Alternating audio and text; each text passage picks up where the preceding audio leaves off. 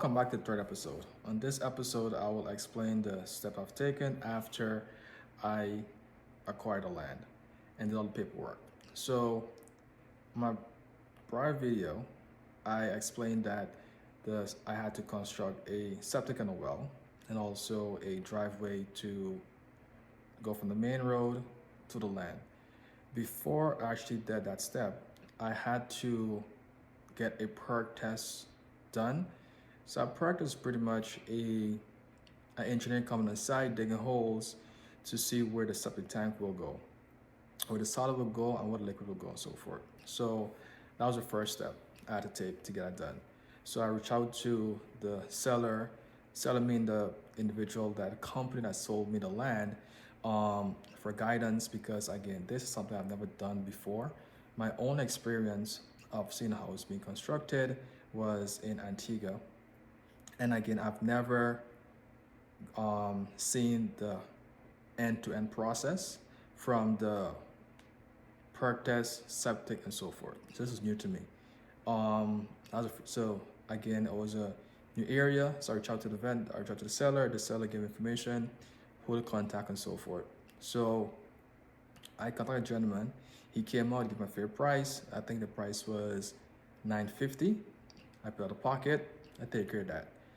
After I was completed, I had to submit my perk test and a drawing of where I want to construct the home, my first cabin on a plot of land, to the county, to the zone officer. So I sketched on a 4x4 paper and submit my application to the county zone officer, and it was accepted, approved. That cost me roughly about $650, and that was done. Take care of that. Then the hard work began. Hard work meaning I had to now construct a driveway so the backhoe excavator can actually now go on the land, remove the trees, the foliage, and so forth, because again, this land was pretty much had trees in it and so forth. I would, in this video, what I'll start doing, I would also upload pictures and snippet of what it was before, so everyone can see the beginning and the end process. They will come in segments. So I constructed, when I said I contacted a company to get the driveway built, and that was done by the county. That cost me roughly $650. I had to purchase a culvert. So culvert is something that you put for the drainage system. So if you're coming off from the main road to the land, you have to allow the drain water to flow. So what they did, they pretty much dug a hole for the drain, and they put a culvert. A culvert is pretty much a big plastic pipe that I'm sure you have seen, but never knew the name of it, what it is. But that was the first step. Next step, sorry, to get it onto the land. So I paid that. That took about approximately a day or two, because the weather varies, and upstate New York is very snowy, and I did most of it during that, before the winter came. So that was done. So now I contacted a gentleman to get the septic and the well built. And of course, I told you the price he gave me was like $20K, which was pretty fair price. Because when I checked around, there was a price someone's giving me higher, and someone's giving me roughly the same thing. But I felt comfortable with this gentleman, because when I first met him, he pretty much educated me in terms of what steps I have to do, and I wasn't aware of this. So I had to get I had to get a lot number, and to do that process, you have to go through 911, right, to give the size of the land and so forth for the next building. So I did that. I got that number. I submitted that process, got approved. That was free of charge, so I didn't have to pay anything. That's pretty amazing. I saved some money right there. So once I felt comfortable with him, because he did that for me free of charge. He didn't have to, so I appreciate you. Bob, if you're there watching this video, probably now, sometime in the future, thank you very much for helping me with the first step. So I went with him, and he was pretty, like I said, I felt comfortable with this gentleman, so he did the job for me. It took me about a year, give and take, to gather the funds. Again, I didn't want to borrow money from my line of credit, even though I had the money. But my problem was, I knew at some point I had to go and borrow money to get a capital because I didn't have the resource to construct my tiny home. I didn't have it. The 26K that I acquired through line of credit, again, that's all I had at the time. So I saved some money, and also I invested some money. So I also invested in stock market. I started investing in stock market roughly around 2015, where I purchased a few stocks like Apple, Google, Facebook, and so forth.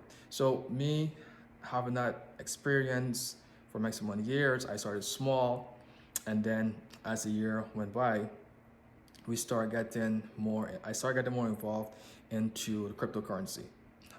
So I invested in the cryptocurrency and also in stock market too. So both investment allow me to gain some revenue that I can pay for the land. Again, it took me a year because again, I didn't want to use the funds, but I just take from my stock market what I acquired, and also from from the crypto that I made some money off of that. And that's what I paid to get that process complete. Once that is done, the next step was to actually start building a home. And again, I have no experience, no idea. What I wanted to initially, my plan was to get a mobile tiny home. Mobile tiny home is pretty much a house on a trailer. They're pretty well nice. I like it a lot. That's the first thing that came to my mind. The reason I chose that because it was affordable, it was 90K. I knew that I could pay it off easily and I make my return back because I already had 26K line of credit I can use towards my down payment. So I finally did my research, made few selections in terms of which vendor I want to go with to get a tiny home, mobile tiny home built, and so forth. So I selected a gentleman named, nice name, I won't call his name, a company in Oregon. At the time, the price was 90K, and you have to go through a application process to get the money from the bank because again, I didn't have 90K. So I reached out to the bank, and the bank said, you need a credit score of 750, which at the time I had, and you need reference sources. So I produced every documentation that they asked for. And I noticed the price for the home, the mobile tiny home was going up and up. I guess because it was around COVID, everyone's trying to get real estate. It was a hot time. It was a very, very hot time in the real estate. Still is, in my opinion. So I spoke to the seller of the mobile tiny home and said, hey, I would like to lock the price in so I can get this tiny home. He said, sure. He said, it will cost me 5K to hold a spot for me. So I spoke to the bank. The bank said, if the seller agree and you want to pay, you go right ahead. So I paid the 5K to hold my spot to get the mobile tiny home built. Hold and behold, after I went through that entire process, I was denied. I was rejected. And I lost the moment I deposited, I lost it. I didn't read the fine prints in terms of what I should have done. That was mistake that I'm accountable for. So I lost 5K. However, it was a blessing in disguise. In my next video, I will explain what was a blessing in disguise for me.